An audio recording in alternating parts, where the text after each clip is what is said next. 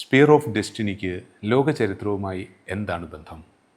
Constantine ചക്രവർത്തി മുതൽ നെപ്പോളിയനും Adolf ഹിറ്റ്ലറുമൊക്കെ ഉൾപ്പെട്ട ഏത് ആഭിചാര വിശ്വാസമാണ് ഈ കുന്തമുനയെ ലോകചരിത്രവുമായി കൂട്ടിക്കെട്ടിയത്?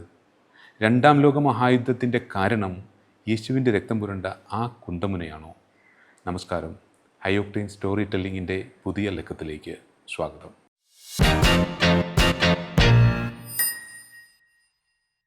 അഡോൾഫ് ഹിറ്റ്ലറിന് വിയന്നയിൽ ചിത്രകലാ പരിശീലനത്തിനെത്തിയ കാലത്ത് ഒരു കൂട്ടുകാരനുണ്ടായിരുന്നു. ഹിറ്റ്ലറെ പോലെ തന്നെ ഓസ്ട്രിയയിൽ നിന്ന് വിയന്നയിലേക്ക് കലാപഠനത്തിനെത്തിയ ഓഗസ്റ്റ് ക്യൂബിസെക്. ഇരുവരും ഇത്തിരി പോകുന്നൊരു മുറിയിൽ കഷ്ടിച്ചായിരുന്നു കഴിഞ്ഞുകൂടിയത്. തങ്ങളുടെ സൗഹൃദത്തെക്കുറിച്ചും കൗമാരക്കാരനായ ഹിറ്റ്ലർ എങ്ങനെയായിരുന്നു എന്നതിനെക്കുറിച്ചുമെല്ലാം ക്യൂബിസെക് ഒരു പുസ്തകത്തിൽ എഴുതിയിട്ടുണ്ട്. Young Hitler, the story of our friendship എന്നാണ് ആ പുസ്തകത്തിൻ്റെ പേര്. ആ പുസ്തകത്തിൽ വിയന്നയിലെ ഹോഫ്ബർഗ് മ്യൂസിയത്തിൽ വെച്ച് ഹിറ്റ്ലർ സ്പിയർ ഓഫ് ഡെസ്റ്റിനിയുടെ മാന്ത്രിക പ്രഭാവത്തിന് അടിപ്പെട്ടതിനെക്കുറിച്ച് യാതൊന്നും പറയുന്നില്ല. പക്ഷെ അവർ തമ്മിൽ പിരിഞ്ഞത് എങ്ങനെയാണെന്ന് പറയുന്നുണ്ട്, പിന്നീട് കണ്ടുമുട്ടിയതിനെക്കുറിച്ചും. ഹിറ്റ്ലർ വിയന്ന സ്കൂൾ ഓഫ് ആർട്സിൽ അഡ്മിഷൻ കിട്ടാതെ നടക്കുമ്പോൾ ക്യൂബിസെക്കിന് അവിടെ അഡ്മിഷൻ കിട്ടിയിരുന്നു. അദ്ദേഹം സംഗീതമായിരുന്നു പഠിച്ചിരുന്നത്. ഒരു സമ്മർ ബ്രേക്കിന് ക്യൂബിസെക് ഓസ്ട്രിയയിലേക്ക് പോയി.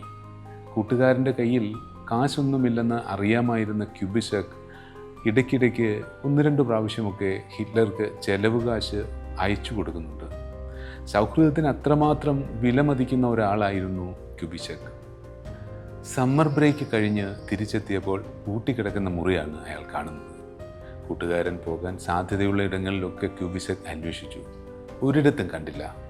എവിടെയെങ്കിലും കറങ്ങിത്തിരിഞ്ഞ് എത്തുമെന്ന് കരുതി കുറേ കാലം കാത്തിരുന്നു. വന്നില്ല. പിന്നെ അവർ തങ്ങളിൽ കാണുന്നത് ഏതാണ്ട് 3 പതിറ്റാണ്ടുകൾക്ക് ശേഷമാണ്. പഠനം കഴിഞ്ഞ് ക്യൂബിസെക് ഒരു ഓപ്പറ കമ്പനിയിൽ മ്യൂസീഷ്യനായി ജോലിക്ക് കയറിയിരുന്നു. കൂട്ടുകാരൻ നമ്മളിപ്പോൾ ചരിത്ര പുസ്തകങ്ങളിൽ വായിക്കുന്ന ഏകാധിപതിയായി മാറി. ജർമ്മനിയുടെ പരമാധികാരി പഴയ ചങ്ങാതിയെ ആളയച്ച് കൊട്ടാരത്തിലേക്ക് വിളിപ്പിക്കുന്നു. ഹിറ്റ്ലർ ആളയച്ച് വിളിപ്പിക്കുക എന്നാൽ അത് ചങ്ങാതിയോ ചർച്ചക്കാരനോ ആരുമായിക്കൊള്ളട്ടെ, ആ വിളിയെ കാലൻ്റെ വിളിയായിട്ടാണ് ജർമ്മൻകാർ അക്കാലത്ത് കരുതിപ്പോന്നിരുന്നത്. പക്ഷേ ഇവിടെ സംഭവിച്ചത് അസാധാരണ കാര്യങ്ങളായിരുന്നു. ഭയന്ന് വിറച്ച് ചെന്ന് കയറിയ റൂംമേറ്റിനെ ഹിറ്റ്ലർ ആദരപൂർവ്വം സ്വീകരിച്ചു. ഒരുമിച്ചിരുന്ന് ലഞ്ച് കഴിച്ചു. ഹിറ്റ്ലറുടെ കാര്യത്തിൽ ഇതൊന്നും സാധാരണമായിരുന്നില്ല. ക്യൂബിസെക് അന്തം വിട്ടുപോയി. പഴയ ചെങ്ങാത്തമൊക്കെ മനസ്സിൽ വെച്ചാൽ മതി, കൂടുതൽ പേഴ്സണൽ ചോദ്യങ്ങളൊന്നും ഫ്യൂററിനോട് ചോദിക്കാൻ പാടില്ല എന്ന് ഓഫീസർമാർ നേരത്തെ തന്നെ ക്യൂബിസെക്കിന് താക്കീത് നൽകിയിട്ടുണ്ടായിരുന്നു. അതൊന്നും വകവയ്ക്കാതെ അയാൾ പിരിയാൻ നേരം ചെങ്ങാതിയോടൊരു ചോദ്യം ചോദിച്ചു. താങ്കൾ എന്താണ് ഒരു കുറിപ്പ് പോലും എഴുതി വയ്ക്കാതെ പോയി കളഞ്ഞത്? ഞാൻ എവിടെയെല്ലാം അന്വേഷിച്ചു എന്നറിയാമോ? ഹിറ്റ്ലർ ചിരിച്ചു. പിന്നെ സ്വതസിദ്ധമായ ഔദ്ധത്യത്തോടെ പറഞ്ഞു, അതൊരു വെളിപാടാണ്. പുറപ്പെട്ടുകൊള്ളൂ എന്നായിരുന്നു സന്ദേശം. വെളിപാടുകൾക്ക് വിശദീകരണങ്ങളില്ല. നാം ഇവിടെ വിശദീകരിക്കുന്നത് ആ വെളിപാടാണ്. ദുരിതം നിറഞ്ഞ വർത്തമാനത്തെ ഉപേക്ഷിച്ച് നീ നിന്റെ നിയോഗം തേടി ഇപ്പോൾ പുറപ്പെടുക എന്ന് വിധിയുടെ കുന്തമുന അഡോൾഫ് ഹിറ്റ്ലറെ ഉപദേശിച്ച കഥ. ക്രിസ്തുവിൻ്റെ 5-ാം തിരുമുറിവിന് കാരണമായ കുന്തം ഹോളി ലാൻസ് അല്ലെങ്കിൽ സ്പിയർ ഓഫ് ഡെസ്റ്റിനി അഡോൾഫ് ഹിറ്റ്ലറിലേക്ക് എത്തിയ കഥ.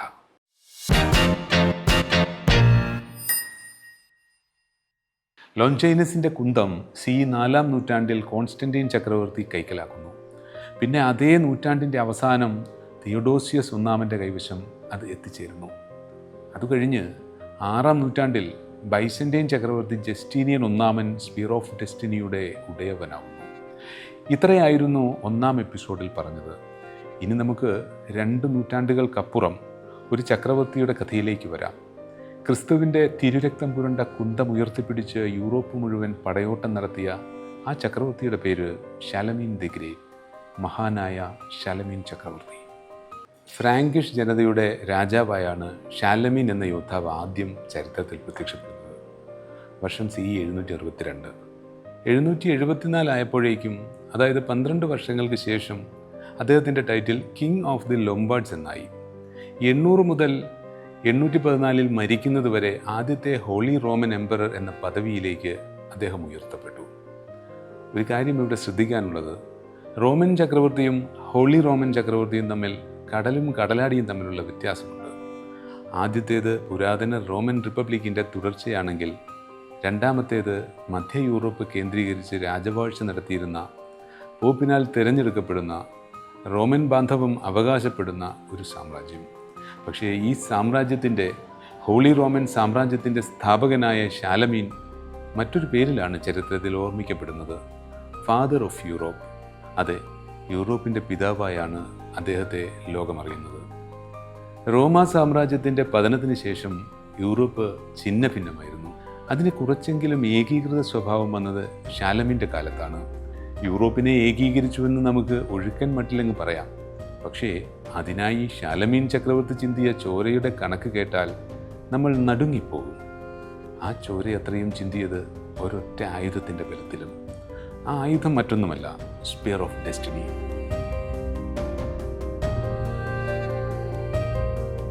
നമുക്ക് ശാലമീൻ ആരായിരുന്നുവെന്ന് നോക്കാം. ഇപ്പോഴത്തെ ഫ്രാൻസും ജർമ്മനിയും ബെൽജിയവും എല്ലാം ചേരുന്ന വിസ്തൃതമായ സാമ്രാജ്യമായിരുന്നു കിങ്ഡം ഓഫ് ഫ്രാൻസ്. സാമ്രാജ്യത്തിൻ്റെ അധിപൻ പെപ്പിൻ മൂന്നാമൻ. ചരിത്രത്തിൽ ഈ രാജാവ് മറ്റൊരു പേരിലാണ് അറിയപ്പെട്ടിരുന്നത്, പെപ്പിൻ ദി ഷോർട്ട് അഥവാ കുള്ളൻ പെപ്പിൻ.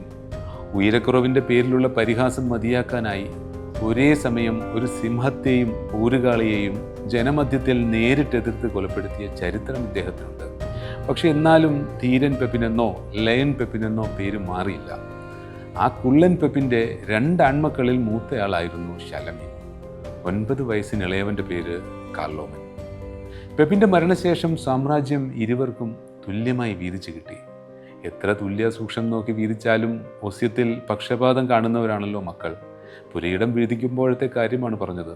അതൊരു സാമ്രാജ്യമാകുമ്പോൾ അതിർത്തി എത്രത്തോളം ഉണ്ടാകുമെന്ന് പറയേണ്ടതില്ലല്ലോ.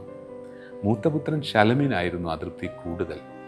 താൻ പിതാവിനോടൊപ്പം 3 യുദ്ധങ്ങളിൽ പങ്കെടുത്തിട്ടുണ്ടെന്നും തനിക്കാണ് ഭരണ നൈപുണ്യം കൂടുതലെന്നും അതുകൊണ്ട് കുറച്ചുകൂടി ഭൂമി തനിക്ക് തരേണ്ടതായിരുന്നുവെന്നും അയാൾ പറഞ്ഞു. അനുജനെ കൊണ്ട് കാശിന് കൊള്ളില്ലെന്നും അവൻ സാമ്രാജ്യം ശത്രുവിൻ്റെ കാൽക്കൽ കൊണ്ടുവയ്ക്കുമെന്നും പറഞ്ഞു. ഇരുവരും തമ്മിൽ കലഹം പെരുത്തു. രാജ്യത്ത് ആഭ്യന്തര കലാപങ്ങൾ പതിവായി. യുദ്ധനൈപുണി ചേട്ടൻ്റെ അത്ര ഇല്ലെങ്കിലും അനുജൻ ജ്ഞാനിയായിരുന്നു. അയാൾ ബുദ്ധി ഉപയോഗിച്ച് തനിക്കെതിരെയുള്ള എല്ലാ പ്രചാരണങ്ങളെയും ഊതിക്കെടുത്തി. ശാലമീനേക്കാൾ മിടുക്കൻ കാർലോമനാണെന്നൊരു ശ്രുതി ഇരു രാജ്യങ്ങളിലും അക്കാലങ്ങളിൽ പരന്നു. CE 771 ലിയോ മൂന്നാമനായിരുന്നു പോപ്പ്. കുരിശുയുദ്ധങ്ങളുടെ കാലമായിരുന്നുവല്ലോ അത്. ശാലമീൻ അഗ്രസീവായിരുന്നു. സമാധാനപ്രിയനായിരുന്ന അനുജൻ കാർലോമന് ബലം പ്രയോഗിച്ചുള്ള മതപ്രചാരണമൊന്നും താല്പര്യമില്ലായിരുന്നു. അത് വേണമെന്നായിരുന്നു സഭയുടെ അക്കാലങ്ങളിലെ നിലപാട്. സമീപത്തുള്ള ക്രിസ്ത്യനിതര രാജ്യങ്ങളോടുള്ള നിലപാടുകളുടെ കാര്യത്തിൽ പോപ്പിന് 2 സഹോദരന്മാരിൽ പ്രിയങ്കരൻ ശാലമീനായിരുന്നു. സഹോദരന്മാർ തമ്മിലുള്ള തർക്കം മൂർച്ഛിച്ചതറിഞ്ഞ് പോപ്പ് ശാലമീനെ വിളിപ്പിച്ചു.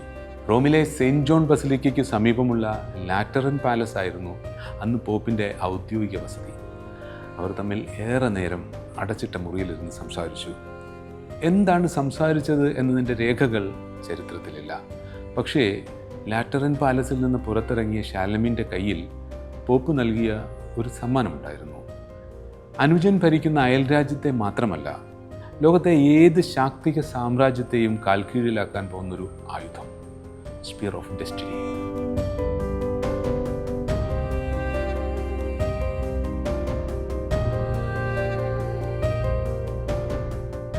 ശാലമീൻ പാതൃഹത്യ ചെയ്തെന്ന് അല്ലെങ്കിൽ അനുജനെ കൊന്നുവെന്ന് ചരിത്രം പറയുന്നില്ല.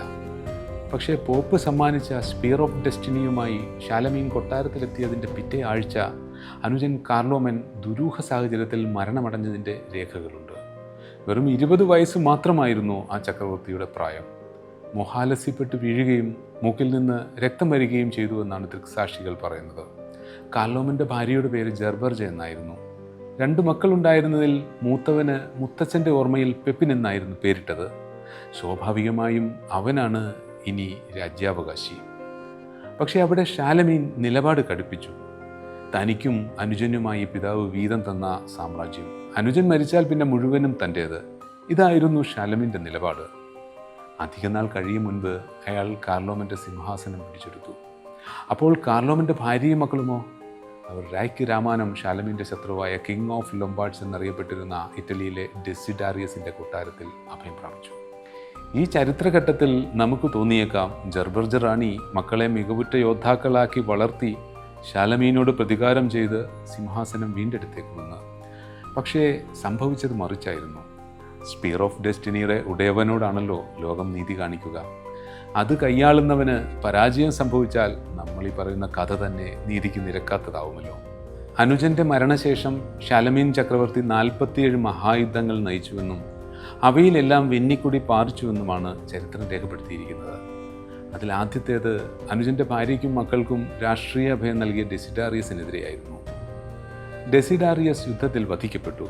കാർലോമൻ്റെ ഭാര്യയും മക്കളും ഇതിനുശേഷം ചരിത്രത്തിൽ എവിടെയും പ്രത്യക്ഷപ്പെടുന്നില്ല. തൻ്റെ സിംഹാസനത്തിൽ അവകാശം ഉന്നയിക്കാൻ സാധ്യതയുള്ള മൂവരെയും ഒന്നുകിൽ ശാലമീൻ വധിച്ചിട്ടുണ്ടാവും, അല്ലെങ്കിൽ അക്കാലത്തെ പതിവനുസരിച്ച് ഭൗതിക ജീവിതത്തിൽ നിന്ന് പൂർണ്ണമായും പിൻവാങ്ങി ഏതെങ്കിലും മൊണാസ്ട്രിയിൽ അഭയം തേടി അവർ ജീവൻ രക്ഷിച്ചിട്ടുണ്ടാവാം. ആ കഥ അവിടെ പൂർണ്ണമാവുകയാണ്. പിന്നെ അങ്ങോട്ട് അധിനിവേശങ്ങളുടെ കാലമായിരുന്നു. വടക്കൻ Italy, Bavaria, Spain, Netherlands, Catalonia, Hungary, Croatia, അങ്ങനെ ഏതെല്ലാം രാജ്യങ്ങൾ. ചിതറിക്കിടന്ന യൂറോപ്പ് ശാലമീൻ്റെ കീഴിൽ സ്പീർ ഓഫ് ഡെസ്റ്റിനിയുടെ കുന്തമുനയിൽ ഏകരൂപം പ്രാപിച്ചു. പരാജയപ്പെട്ട രാജ്യങ്ങളെയെല്ലാം ഹോളി റോമൻ സാമ്രാജ്യത്തോട് കൂട്ടിച്ചേർത്തു. അവിടങ്ങളിലെല്ലാം നിലനിന്നിരുന്ന വിശ്വാസങ്ങൾ തച്ചുടച്ച് ക്രിസ്തുമതത്തെ വാഴിച്ചു. CE 814 ശാലമീൻ ഒരു സംഘം പട്ടാളക്കാരോടൊപ്പം വടക്കൻ ഇറ്റലിയിലെ ബോർമിഡ നദി കുറുകെ കടക്കുകയാണ്. സ്പെയിനിൽ ഒരു മിലിറ്ററി ഇൻസ്പെക്ഷൻ കഴിഞ്ഞ് തിരികെ വരികയാണവർ.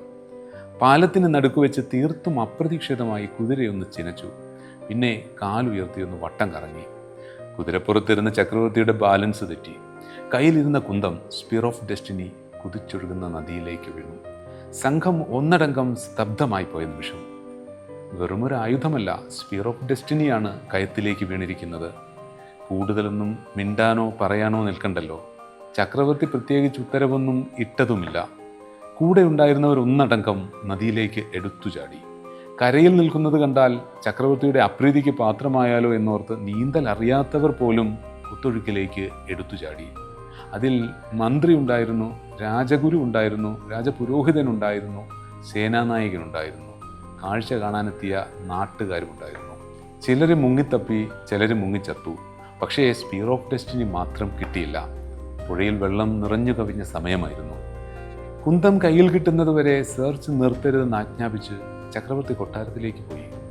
ഊണിലും ഉറക്കത്തിലും കയ്യിലേന്തിയിരുന്ന ദിവ്യായുധമാണ്. അത് കൈവിട്ടതോടെ ചക്രവർത്തിയുടെ മനസ്സ് കെട്ടു. പിറ്റേന്ന് മുതൽ അദ്ദേഹം രോഗബാധിതനായി. പല ഖണ്ഡങ്ങളിലായി ചിതറിക്കിടന്ന ഭൂഭാഗങ്ങളെ ഒരു പൊതുമതത്തിൻ കീഴിൽ കൂട്ടിയിണക്കി യൂറോപ്പിന് അസ്ഥിവാരം വിട്ട ചക്രവർത്തിയാണ്. ഏത് ദൈവീക നിയോഗത്തിൻ്റെ കീഴിലാണോ ആ കരുത്തു കൈവന്നത്, അത് കൈമോശം വന്നിരിക്കുന്നു. ചക്രവർത്തി മരണാസന്നനായി. 3-ാം നാൾ അന്ത്യശ്വാസം വലിച്ചു. ബോർമിഡ നദിയിൽ അപ്പോഴും പട്ടാളക്കാർ കുന്തം തിരിഞ്ഞ് കുത്തിമറിയുകയായിരുന്നു. അപ്പോൾ ആർക്കോ ഒരാൾക്ക് നമ്മുടെ മലയാളത്തിലുള്ളതിന് സമാനമായ ഒരു പഴഞ്ചൊല്ല് ഓർമ്മ വന്നു. കുന്തം പോയാൽ കുടത്തിലും തപ്പണമല്ലോ. കയത്തിൽ തപ്പുന്നത് നിർത്തി പട്ടാളക്കാർ നദിയുടെ കരയിലെ മത്സ്യത്തൊഴിലാളികളുടെ വീടുകളിൽ തെരച്ചിൽ തുടങ്ങി. അത്ഭുതമേ, അതിലൊരു വീട്ടിൽ നിന്ന് കുന്തം തിരികെ ലഭിക്കുന്നു. സേനാനായകൻ ആഹ്ലാദാരവങ്ങളോടെ സ്പീർ ഓഫ് ഡെസ്റ്റിനി കൊട്ടാരത്തിലെത്തിച്ചു. പക്ഷെ അപ്പോഴേക്കും ശാലമീൻ ചക്രവർത്തി നാടു നീങ്ങിക്കഴിഞ്ഞിരുന്നു. തൻ്റെ യഥാർത്ഥ പ്രഭാവം ലോകം കാണാനിരിക്കുന്നതേയുള്ളൂ എന്ന് നെടുനിശ്വാസം വിട്ട് വിധിയുടെ കുന്തത്തലപ്പ് ഇമ്പീരിയൻ പാലസിലെ ഏതോ നിലവറയിൽ നിദ്രയിലേക്ക് മടങ്ങി. CE 814, അതായത് 9-ാം നൂറ്റാണ്ടിൻ്റെ തുടക്കം. ശാലമീൻ്റെ മരണശേഷം നിദ്രയിൽ ആണ്ടുപോയ സ്പീർ ഓഫ് ഡെസ്റ്റിനി ഇനി 10-ാം നൂറ്റാണ്ടിലും 12-ാം നൂറ്റാണ്ടിലും 2 ജർമ്മൻ ചക്രവർത്തിമാരുടെ കൈകളിൽ കൂടെ കടന്നുപോകും. അതുകഴിഞ്ഞാൽ പിന്നെ എത്തുക ഹിറ്റ്ലറുടെ കൈകളിലേക്കാണ്. ലോകവിജയമെന്ന ബാധ പൂർണ്ണപ്രഭാവമെടുക്കാൻ പോകുന്നതിൻ്റെ നിർണായക സമാഗമം.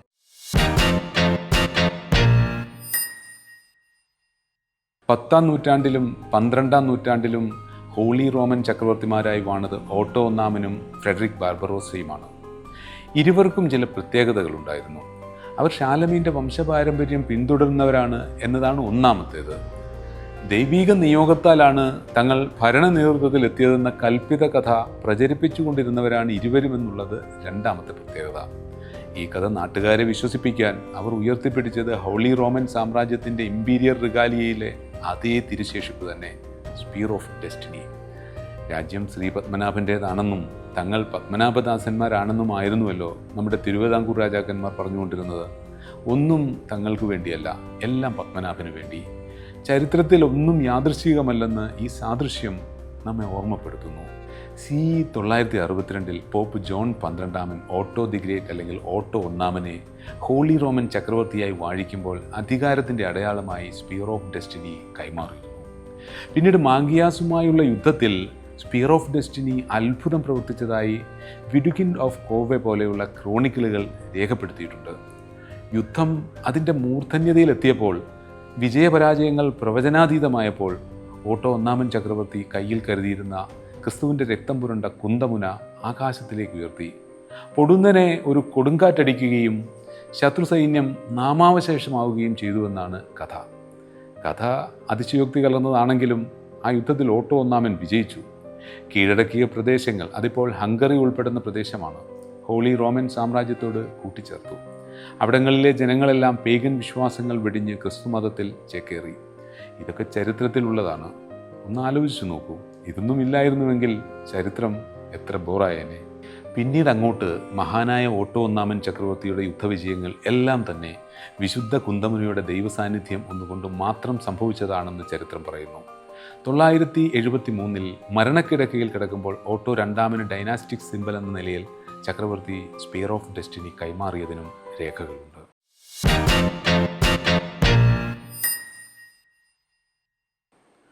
ഓട്ടോ ഒന്നാമൻ്റെ മരണശേഷം ഏകദേശം 179 വർഷങ്ങൾക്ക് ശേഷമാണ്, അതായത് 1152 ഫ്രെഡറിക് ബാർബറോസ ഹോളി റോമൻ ചക്രവർത്തിയായി അധികാരമേറുന്നത്. ഹോളി റോമൻ സാമ്രാജ്യത്തിൻ്റെ ഇമ്പീരിയർ റിഗാലിയയിലെ വിശിഷ്ട വസ്തുക്കളെ സാക്ഷി നിർത്തിയായിരുന്നു ആ സ്ഥാനാരോഹണമെന്ന് നിരവധി ക്രോണിക്കിളുകൾ പറയുന്നു. വിശിഷ്ടങ്ങളായ ചരിത്ര വസ്തുക്കൾ എന്ന് പറയുമ്പോൾ അതിലേറ്റവും പ്രധാനം എന്തിനായിരുന്നുവെന്ന് പ്രത്യേകം പറയേണ്ടതില്ലല്ലോ. അതെ, അത് മറ്റൊന്നുമല്ല, സ്പിയർ ഓഫ് ഡെസ്റ്റിനി തന്നെ.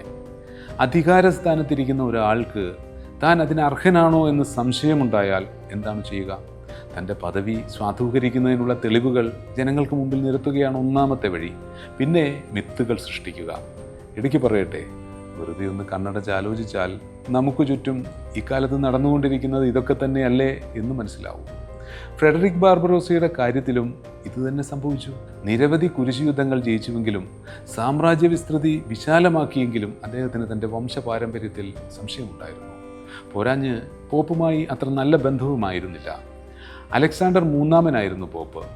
ഇതിനൊക്കെ പ്രതിവിധിയായി ഫ്രെഡറിക് ബാർബറോസ കണ്ടെത്തിയ മാർഗം 350 വർഷം മുൻപ് നാടുനീങ്ങിയ ഷാലമീൻ ചക്രവർത്തിയെ തന്നിലൂടെ പുനർജനിപ്പിക്കുക എന്നതായിരുന്നു. ചരിത്രത്തിൽ അന്നേ വരെ കേട്ടുകേൾവിയില്ലാത്തൊരു കാര്യമായിരുന്നു അത്. ആക്കൻ കത്തീഡ്രലിൽ AD 814 അടക്കം ചെയ്ത ഷാലമീൻ ചക്രവർത്തിയുടെ തിരുശേഷിപ്പുകൾ കല്ലറ തുറന്ന് പുറത്തെടുക്കുന്നു. പോപ്പിനെ വെല്ലുവിളിച്ചുകൊണ്ട് ചക്രവർത്തി തന്നെ അദ്ദേഹത്തെ വിശുദ്ധനായി പ്രഖ്യാപിക്കുന്നു. ആ കാനോണൈസേഷൻ ഇതേവരെ കത്തോലിക്ക സഭ അംഗീകരിച്ചിട്ടില്ല എന്നത് ഇതിൻ്റെ മറുപുറം. ഷാലമീൻ്റെ യഥാർത്ഥ വംശാവലിയിൽ നിന്നാണ് താനെന്നുള്ള പൊങ്ങച്ചം വേണ്ടിടത്തും വേണ്ടാത്തിടത്തും പറഞ്ഞും പാടിയും പബ്ലിക്കാക്കുന്നു. അത്യാഡംബരപൂർവ്വം ഒരു പുതിയ സ്മൃതി കുടീരം പണിത് വിശുദ്ധൻ്റെ തിരുശേഷിപ്പുകൾ അങ്ങോട്ട് മാറ്റുന്നു. അതൊരു പ്രധാന ക്രിസ്തീയ തീർത്ഥാടന കേന്ദ്രമാക്കുന്നു. പിന്നെ ചക്രവർത്തി പ്രഖ്യാപിക്കുന്നു, റോമല്ല, തൻ്റെ തലസ്ഥാനമായ ആക്കനാണ് ഇനി മുതൽ ഹോളി റോമൻ സാമ്രാജ്യത്തിൻ്റെ ഹാർട്ട്ലാൻഡ് അല്ലെങ്കിൽ ഹൃദയഭൂമിക. ഇവിടെ ബാർബറോസ ചക്രവർത്തിക്ക് ഒരു പിഴവ് പറ്റിയെന്നാണ് വിശ്വാസികൾ പറയുന്നത്. ഗുരുതര പ്രത്യാഘാതങ്ങൾക്ക് കാരണമാകാൻ തക്ക പിഴവ്.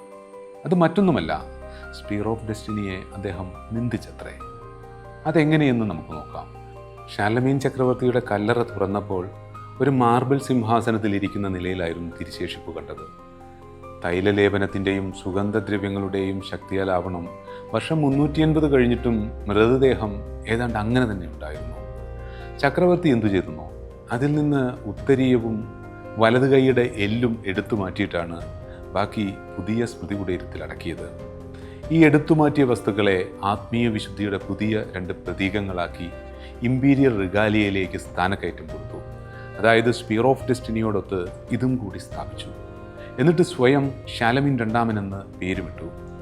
ഒരിക്കൽ തൻ്റെ ദാസനായിരുന്നവൻ്റെ ഭൗതികാവശിഷ്ടങ്ങൾ തന്നോടൊപ്പം തുല്യ പ്രാധാന്യത്തിൽ സ്ഥാപിച്ചത് സ്പിയർ ഓഫ് ഡെസ്റ്റിനി സാധുവായി കണ്ടില്ല. അതെപ്പോഴും അങ്ങനെയെന്നാണ് ചരിത്രം പറയുന്നത്. വിധിയുടെ കുന്തമുനയല്ലേ, അതിൻ്റെ ചരിത്രം എവിടുന്നാണ് തുടങ്ങുന്നത് എന്ന് നമ്മൾ കണ്ടതാണ്. ആരാണോ ഉടമസ്ഥത കൈയാളുന്നത് അയാൾ അതിനെ ബഹുമാനിക്കണം, ഇല്ലെങ്കിൽ ജീവിതം ശാപഗ്രസ്തമാകും. ഫ്രെഡറിക് ബാർബറോസയുടെ കാര്യത്തിൽ അതുതന്നെ സംഭവിച്ചുവെന്നാണ് വിശ്വാസികളുടെ വെളിപ്പെടുത്തൽ. മൂന്നാം കുരിശുയുദ്ധത്തിൻ്റെ സമയമായിരുന്നു അത്. അനത്തോളിയയിലെ സാലേഫ് നദി മുറിച്ചു കടക്കുകയായിരുന്നു ബാർബറോസ. ഒരു തടിപ്പാലമായിരുന്നു അത്. പെട്ടെന്ന് യാതൊരു പ്രകോപനവുമില്ലാതെ കുതിര പാലത്തിൽ നിന്ന് നദിയിലേക്ക് എടുത്തങ്ങു ചാടി. ചക്രവർത്തി കനത്ത ഒരു പടച്ചട്ട ധരിച്ചിട്ടുണ്ടായിരുന്നു. അതിൻ്റെ കനം കൊണ്ട് അദ്ദേഹത്തിന് നീന്തി രക്ഷപ്പെടാൻ സാധിച്ചില്ല. ഹോളി റോമൻ ചക്രവർത്തിക്ക് ജലസമാധി എന്ന് അന്ന് ദിനപത്രങ്ങൾ ഉണ്ടായിരുന്നുവെങ്കിൽ ഫ്രണ്ട് പേജിൽ വെണ്ടയ്ക്ക് അടിച്ചു വന്നേനെ. സ്പിയർ ഓഫ് ഡെസ്റ്റിനിയോട് അവമതിപ്പ് കാട്ടിയാൽ ഫലം എങ്ങനെയായിരിക്കുമെന്നതിൻ്റെ ഉദാഹരണ കഥയായി പോപ്പ് ഏറെക്കാലം ഈ സംഭവം പലയിടങ്ങളിൽ ഉദ്ധരിച്ചു. അനത്തോളിയിലെ സാലേഫ് നദിയിലെ തെളിവെള്ളം പോലെയല്ല, കലങ്ങി മറിഞ്ഞൊരു പുഴ പോലെ കാലം കുതിച്ചു. നിയതിയുടെ വേലകൾ ഇനി എന്തെല്ലാം കാണാനിരിക്കുന്നുവെന്നായിരിക്കണം അപ്പോൾ വിധിയുടെ കുന്തമുന നെടുവീർപ്പിട്ടത്. ലോകത്തെ മുഴുവൻ ബാധിക്കുന്നൊരു ഉഗ്രശാപത്തിന് കളമൊരുക്കുന്നതിന് മുൻപായി നൂറ്റാണ്ടുകൾ നീളുന്നൊരു മയക്കത്തിലേക്ക് കടക്കുകയായിരുന്നു ആ പുരാവസ്തു. പക്ഷേ ഇതിനിടയിൽ 19-ാം നൂറ്റാണ്ടിൻ്റെ തുടക്കത്തിൽ സ്പിയർ ഓഫ് ഡെസ്റ്റിനി തേടി മറ്റൊരാളെത്തി, സാക്ഷാൽ നെപ്പോളിയൻ.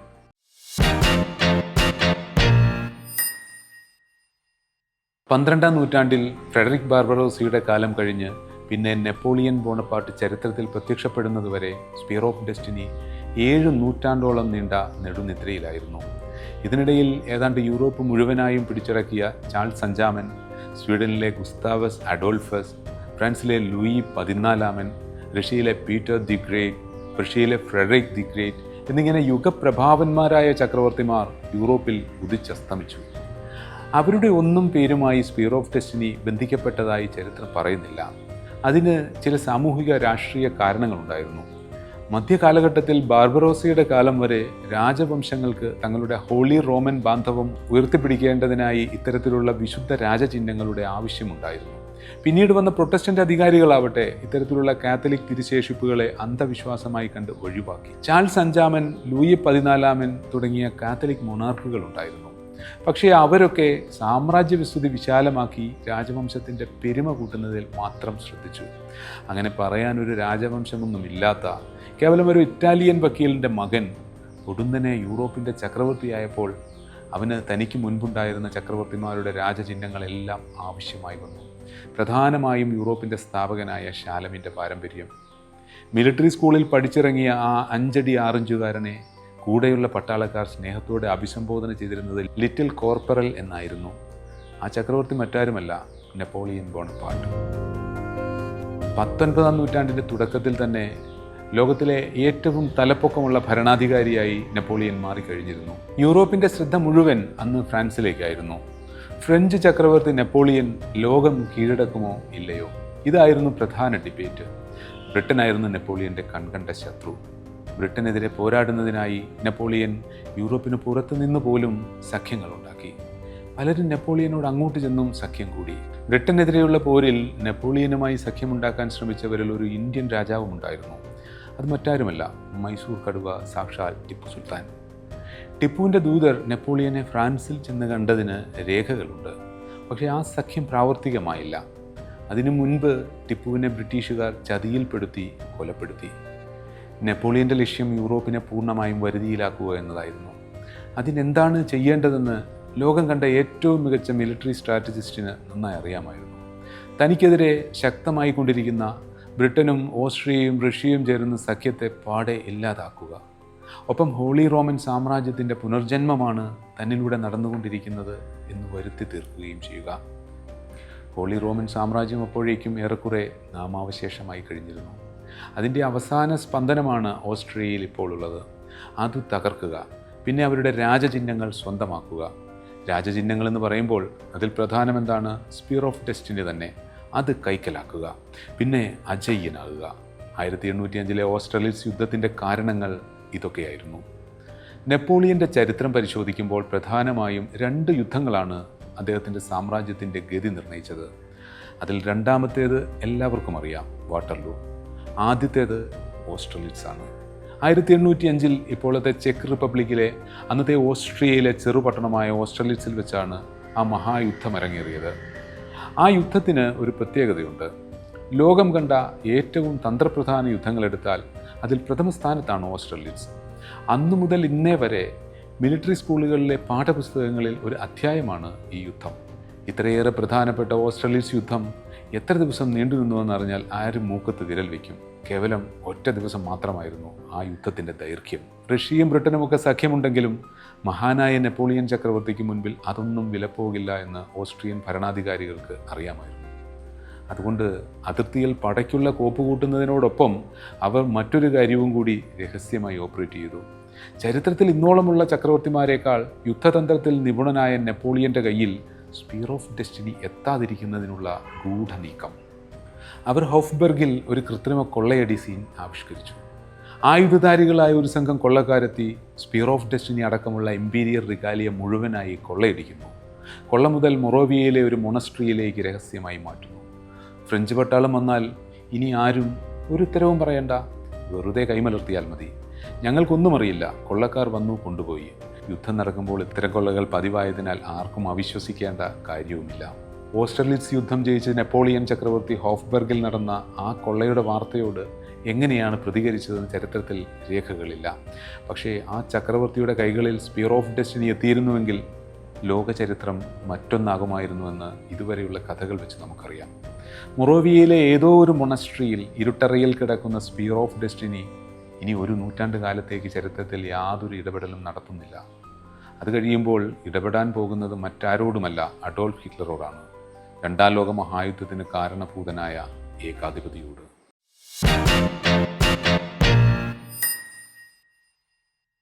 ഒന്നാം എപ്പിസോഡിൻ്റെ തുടക്കം ഹോഫ്ബർഗ് മ്യൂസിയത്തിലെ ഒരു ദൃശ്യത്തിൽ നിന്നായിരുന്നു. ചിത്രകല പഠിക്കാനെത്തിയ ഒരു കൗമാരക്കാരൻ സ്പീർ ഓഫ് ഡെസ്റ്റിനിയുടെ മാന്ത്രിക പ്രഭാവത്തിൽപ്പെട്ട് ഒരു വെളിപാടിന് വശംവദനാകുന്ന ദൃശ്യം. ക്രിസ്തുവിൻ്റെ രക്തം പുരണ്ട കുന്തമുനയുടെ ബലത്തിൽ താൻ ലോകം കീഴടക്കുമെന്ന് ദൃഢപ്രതിജ്ഞയെടുക്കുന്ന നിമിഷം. രണ്ടാം എപ്പിസോഡിൻ്റെ തുടക്കത്തിൽ നമ്മൾ ആ കൗമാരക്കാരനെ ജർമ്മനിയുടെ ഭരണാധികാരിയായി കാണുന്നു. പഴയ ചങ്ങാതിയെ കൊട്ടാരത്തിൽ ക്ഷണിച്ച് ഒരുമിച്ചിരുന്ന് ഭക്ഷണം കഴിക്കുന്നു. പിരിയും മുൻപ് ചങ്ങാതിയുടെ ഒരു ചോദ്യത്തിന് അയാൾ മറുപടി പറയുന്നുണ്ട്. ഏറെക്കാലം ഒരുമിച്ച് താമസിച്ചിട്ട് ഒരക്ഷരം പറയാതെ നാടുവിട്ടത് എന്തായിരുന്നു? ഇതായിരുന്നു ചോദ്യം. അതൊരു വെളിപാടായിരുന്നുവെന്നും വെളിപാടുകൾക്ക് വിശദീകരണം നൽകാനാവുകയില്ല എന്നുമായിരുന്നു മറുപടി. ഒരു വാചകം കൂടി ഹിറ്റ്ലർ അതിനോട് കൂട്ടിച്ചേർത്തിരുന്നു. എന്നിട്ടാണ് സംഭാഷണം അവസാനിപ്പിച്ച് അവർ തമ്മിൽ പിരിഞ്ഞത്. അതിങ്ങനെയായിരുന്നു: ആ വെളിപാടില്ലായിരുന്നുവെങ്കിൽ ഇന്നത്തെ അഡോൾഫ് ഹിറ്റ്ലർ ഉണ്ടാകുമായിരുന്നില്ല. ആ നിമിഷത്തിന് ശേഷം സ്പീർ ഓഫ് ഡെസ്റ്റിനിയുമായി ഹോഫ്ബർഗ് മ്യൂസിയത്തിൽ വെച്ച് സന്ധിച്ചതിന് ശേഷം 20-ാം നൂറ്റാണ്ടിനെ മറ്റേതൊരു ഭരണാധികാരിയേക്കാൾ അധികം സ്വാധീനിച്ച അഡോൾഫ് ഹിറ്റ്ലറുടെ ജീവിതത്തിൽ എന്താണ് സംഭവിച്ചതെന്ന് നോക്കാം. മ്യൂസിയം ഗൈഡ് പറഞ്ഞുകൊടുത്ത കാര്യങ്ങളുടെ ചരിത്ര യാഥാർത്ഥ്യം നേരിട്ട് പരിശോധിക്കുകയായിരുന്നു ഹിറ്റ്ലർ ആദ്യം ചെയ്തത്. ലൈബ്രറികൾ കയറിയിറങ്ങി കിട്ടാവുന്ന ചരിത്ര പുസ്തകങ്ങൾ മുഴുവനും വായിച്ചു. സ്പീർ ഓഫ് ഡെസ്റ്റിനി യാഥാർത്ഥ്യമാണോ? അതിന് ചരിത്രത്തിലെ രാജാക്കന്മാരുമായി പറയപ്പെടുന്ന ബന്ധം ഉള്ളതോ അതോ പൊള്ളയോ? ഇതെല്ലാമായിരുന്നു അന്വേഷിച്ചതെങ്കിലും ആ വായന അഡോൾഫ് ഹിറ്റ്ലർ എന്ന ഏകാധിപതിയെ രൂപപ്പെടുത്തുന്നതിൽ നിർണായക പങ്കുവഹിച്ചു. ജർമ്മൻ നാഷണലിസം അദ്ദേഹത്തിൽ രൂഢമൂലമാവുന്നത് ആ വായനയിലാണ്. സ്വതവേ ഗൂഢശാസ്ത്രത്തിലും അതീന്ദ്രിയ ശക്തികളിലും വിശ്വാസം കുരുങ്ങിക്കിടന്നിരുന്ന ആ ചെറുപ്പക്കാരൻ സ്പീർ ഓഫ് ഡെസ്റ്റിനിയുടെ ശക്തിയിൽ പൂർണ്ണമായും വിശ്വസിച്ചു. അവിടെ നിന്ന് ഹിറ്റ്ലർ അധികാരത്തിൻ്റെ പടവുകൾ ഓരോന്നും കയറിയത് എങ്ങനെയാണെന്ന് ചരിത്രം എല്ലാവർക്കും അറിയാം. 1933 ഹിറ്റ്ലർ ജർമ്മനിയുടെ ചാൻസലറായി സ്ഥാനമേറ്റു. അപ്പോഴേക്കും ഹോളി റോമൻ സാമ്രാജ്യം നാമാവശേഷമായിട്ട് ഏതാണ്ട് 1000 വർഷം കഴിഞ്ഞിരുന്നു. Germany, Austria, Poland, Italy, France ഈ രാജ്യങ്ങൾ അത്രയും ചേരുന്ന ഒരു മഹാസാമ്രാജ്യമായിരുന്നു പഴയ ഹോളി റോമൻ സാമ്രാജ്യം. അതിൻ്റെ പാരമ്പര്യം അവകാശപ്പെടണമെങ്കിൽ സൈനിക ശക്തി മാത്രം പോരാ എന്ന് ഹിറ്റ്ലർക്ക് മറ്റാരെക്കാളും നന്നായി അറിയാമായിരുന്നു. പ്രതീകാത്മകമായ ചിലതിന് ആയുധങ്ങളെക്കാൾ കരുത്തുണ്ടെന്ന് അദ്ദേഹം ചരിത്ര പുസ്തകങ്ങളിൽ നിന്ന് മനസ്സിലാക്കിയിരുന്നു. അതെന്താണെന്നും അതെവിടെയുണ്ടെന്നും ഹിറ്റ്ലർക്ക് അറിയാമായിരുന്നു. അതുകൊണ്ട് തന്നെ അധികാരത്തിലെത്തിയതിന് ശേഷം ഹിറ്റ്ലർ ആദ്യമായി നടത്തിയ സൈനിക നീക്കം ഓസ്ട്രിയയിലേക്കായിരുന്നു. 1938 മാർച്ച് 12 ജർമ്മൻ സൈന്യം അതിർത്തി മുറിച്ച് ഓസ്ട്രിയയിലേക്ക് കടക്കുന്നു. ഒരു നൂറ്റാണ്ട് മുൻപ് ഇതേപോലെ ഒരു സൈനിക നീക്കം നടത്തിയിട്ടും സ്പീർ ഓഫ് ഡെസ്റ്റിനി കയ്യെത്തും ദൂരത്ത് വഴുതിപ്പോയ നെപ്പോളിയൻ്റെ അനുഭവം ഹിറ്റ്ലർ ഓർമ്മിച്ചിരുന്നു.